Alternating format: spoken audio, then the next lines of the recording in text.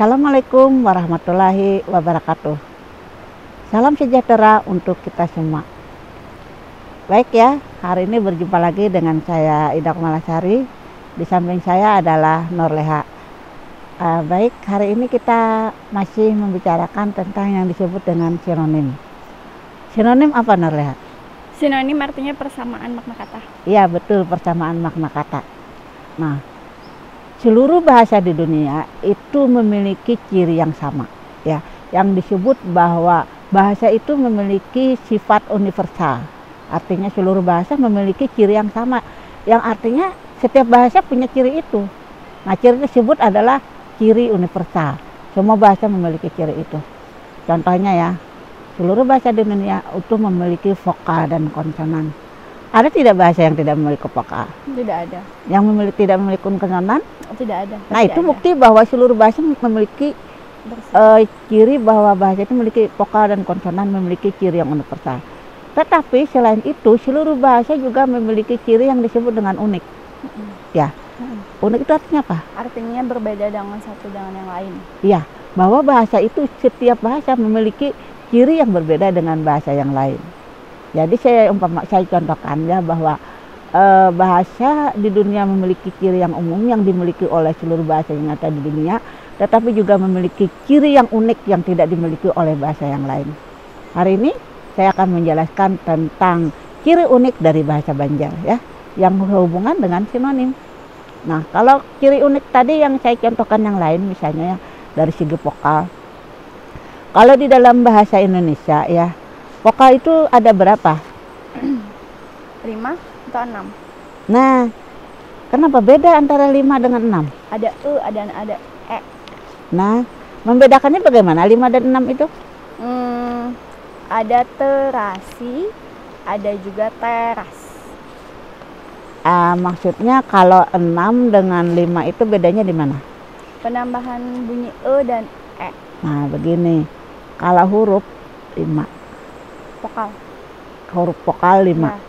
Kalau bunyinya 6. Oh, bunyi. Iya, begitu. Jadi Anda harus bisa mengklasifikasi, jangan antara 5 dan 6. Ya, harus bisa dijelaskan.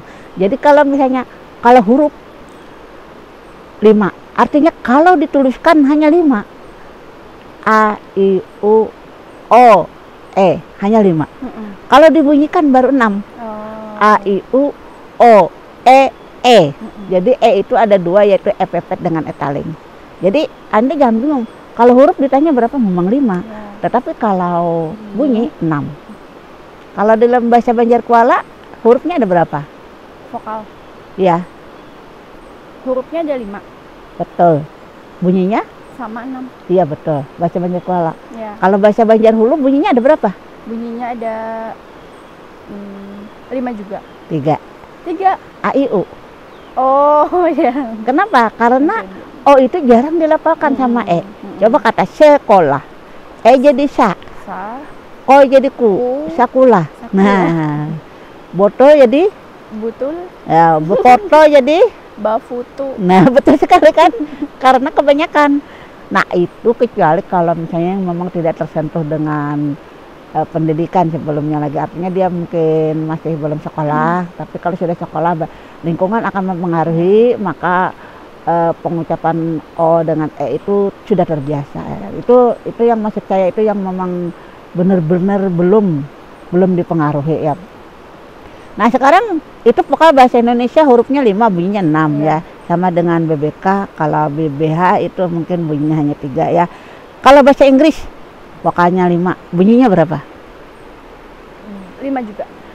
22 lah. 22? Iya, 22 bunyi vokalnya itu.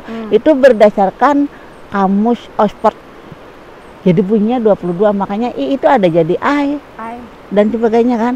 Nah, jadi itu bunyinya ada 22. Kalau bahasa Arab ada berapa vokalnya? Sudah tahu. Bahasa Arab itu ada 6. Oh, ada 6. Jadi ada yang namanya damah, fathah, kasrah. Ya kan? U, A, I. Tapi apabila dipanjangi dengan huruf alif, ya, waw, itu menjadi bertambah tanda bacanya. Nah, jadi itu disebut dengan harakat. Nah, 6 kan? Ya. Nah, jadi apa?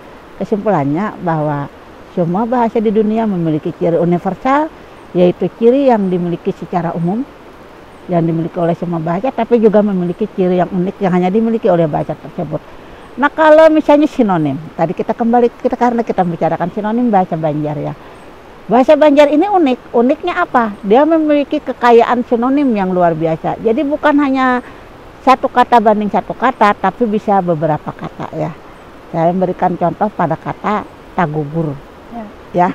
Nah, tagugur itu bahasa Indonesianya apa? Terjatuh. Terjatuh ya. Ya. Yang namanya terjatuh maknanya apa? Posisi badan tidak seimbang, kemudian oleng ke tanah atau ke lantai seperti itu. Yang nyata mungkin jatuh ke bawah ya? Ya. Adakah jatuh ke atas? Tidak ada. Oh, tidak ada jatuh ke atas, pasti posisinya ke bawah. Cuma tidak mesti badannya oleng. Oh, tidak mesti. Kenapa? Kalau misalnya kertas yang jatuh kan kertasnya tidak oleng duluan. Ya. Nah ya, jadi harus dipahami dulu yang namanya jatuh ya. Nah, jatuh ini kalau di dalam bahasa Banjar itu banyak sinonimnya ya. Itu sekitar 20 lebih. Sekarang kita bicarakan satu persatu. Tajurahap artinya apa? Tajurahap. Tergelincir, Lain. terselungkup badannya. Bagaimana posisinya? Posisinya Ketika jatuh? terbaring. Oh, terbaring. Kata siapa? Kata saya. Bingung mengartikan katanya. Kalau takipai? Terpelanting. Bukan. Takipai itu biasanya jatuhnya karena tertiup angin. Oh, bukan ya. Misalnya ya, kamu punya teman yang badannya kecil, kurus misalnya. Terus dia ikut Anda naik kendaraan. Anda membawanya laju dengan kecepatan tinggi, dia kena angin terlalu ringan, terkipai. Nah, itu yang namanya terkipai. Jadi terkipai itu jatuhnya itu karena kena angin. Oh ya. Sama dengan kalau kertas, nah, itu kan ringan tuh. Kita letakkan di atas meja, kemudian ada angin, kena kipas angin, mungkin jadi terkipai. Jadi terkipai itu jatuh karena tempuran angin. Oh, ya. Tapi kalau misalnya badannya gemuk itu nggak mungkin terkipai. Ya, Kuat ya. iya kuat karena dia tidak akan kalah dengan hembusan angin. Ya, makanya jangan terlalu kurus ya, yang sedang-sedang saja, yang gemuk juga jangan ya. Kemudian tajuramba. Jatuh tersandung Dengan posisi tengkurap. Ya. yang jelas posisinya ke depan. Oh, ke depan. Ada mesti tengkurap, yang ini ke depan walaupun tidak tengkurap ya. Ya. Tagaling apa artinya? Terguling. Iya betul, bahasa Indonesia terguling. Tapi posisi jatuhnya bagaimana? Posisi jatuhnya seperti menggelinding. Bukan. Oh, terbalik. Tagaling. Iya. Terbalik. Ya. Posisinya terbalik ya. Jatuh ya. Ya. Terabah ya. Nah, kalau tercelubuk? Tercelobok itu jatuh. Tidak ada bahasa Indonesianya tercelubuk. Terus apa tadi? Tercelubuk saja, ada bahasa Banjar aja. Biasanya salah satu kaki aja tapi pada tanah yang becek. Biasanya tercelubuk itu masuk kakinya ya, salah satu kaki bisa jadi dua. Tercelubuk itu ke dalam mungkin saja lubang ya. Atau bisa juga ke dalam misalnya sungai di sini nih. Kita jalan, ada lumpurnya masuk kaki kita, tercelubuk ngarannya ya. Ada lagi kadangsar. Terpeleset. Karena apa? Karena sesuatu yang licin. Iya betul. Shoot kakinya begitu ya. Itu namanya kadangsar ya. Kemudian tatilantang.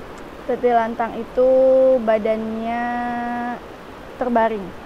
Iya betul, Jatuh. terlentang. Iya, terlentang. Tagaling. Tagaling terbalik. Sudah ya tadi ya. Tating harap. Badannya tengkurap jatuh. Iya jatuh karena tengkurap. Tasumbelit. Seperti salto. Berputar-putar. Iya betul. Anda bisa salto? Tidak. Saya ingin sekali bisa salto. Oh. Tapi takut kepala duluan jatuh. Sehingga walaupun saya ingin menahan diri dulu. Kalau salto itu kan berputar tubuhnya. Kalau dibikin slow mo itu sangat bagus. Ya, benar. Ya kan? Kita salto yuk. Tapi di atas tilam saja. pakai matras. Heeh. Sakit jatuhnya nggak sakit ya. Nah lanjut, tarabah. Terabah tuh biasanya pelan jatuhnya, Ya jatuh menyamping. ya pelan. Ah. Terabah. Kemudian tacabur. Biasanya berkenan ke air, jatuhnya ke air. Iya betul, jatuh ke air. Kalau mungkin jatuh ke tilam. Tagulinding. Jatuhnya menggelinding, berputar-putar jatuhnya. Betul sekali. Jadi kalau misalnya Anda ngajak kucing jalan-jalan naik motor, nah, di belakang kucingnya, nah, terus Anda membawanya itu terlalu cepat, dia jatuh karena kecepatan tinggi, dia jatuhnya berputar si kucing tadi. Nah itu namanya tagulinding. Kemudian ada lagi tajarungkop. Jatuh ke depan. Tuh, sudah kayak yang tadi ya, saya ibu lupa. Nah, takirap. Terkira terkena angin juga. Iya terkena angin tapi bukan jatuh ya. Ya, terbang. Terbang. Mm-mm. Iya betul. Tapi lambung. Terjatuh ke atas. Ada ya jatuh ke atas. Jadi kemana itu, ke atas awan ya? Ke atas sedikit aja. Oh iya betul. Jadi ketika tati lambung seseorang itu jatuh, dia terangkat dulu baru jatuh, namanya tati lambung. Itu biasanya kena apa ya? Kalau misalnya benda di bawahnya itu elastis seperti itu. Oh tati lambung ya. Kemudian takut dadar. Seperti terseret, bukan? Kan? Jatuhnya seperti terseret. Oh terseret sedikit ya? Ya. Takut dadar. Kalau tapu lanting? Tepelan. Jatuhnya mental. Oh mental. Twing, twing. Jadi ada bunyinya ting-ting. Tajungkang artinya apa tajungkang? Sepertinya apa ya? Jungkang. Apa, Bu? Jatuhnya ke belakang. Nah baru tahu kan? Iya. Sebenarnya tahu, cuma mungkin sulit mengungkapkan. Iya, benar. Ada lagi tasarudup, Jatuh ke depan. tapi masuk ke sesuatu. Oh. Kalau jatuh ke depan aja namanya tajuramba. Nggih. Kalau tasarudup setelah jatuh masuk lagi misalnya ke kolong meja. Oh, iya. Iya lah? Benar. Nah, jadi itu yang membedakan sinonim itu, ada nilai rasa yang lain. Tajarungkop Jatuh ke depan. jatuh ke depan, sama ya. Ya. Kalau tabarusok, Masuk satu kaki kepada benda yang lebih keras seperti kayu. oh iya. Ya. Nah sekarang saya punya teka-teki untuk Anda. Kalau dapat, saya kasih 1 juta. Saya mau kasih ke pendengar, tapi sayangnya saya bingung Anda menjawabnya nanti di mana. Jatuh tapi berwarna kuning. Jatuh tapi berwarna kuning. Iya. Pasti bukan yang itu ya. Apa itu? Apa ya? Tapi jatuh juga. Jatuh. Heeh. Tapi bukan yang itu kan? Pasti bukan yang itu. Jatuh tapi berwarna kuning. Emas? Lain. Jauh. Skip. Tidak tahu. Beneran tidak mau di 1 juta. Aku jangan itu kan jawabannya. Jadi jawabannya jatuh berwarna kuning adalah tacirit.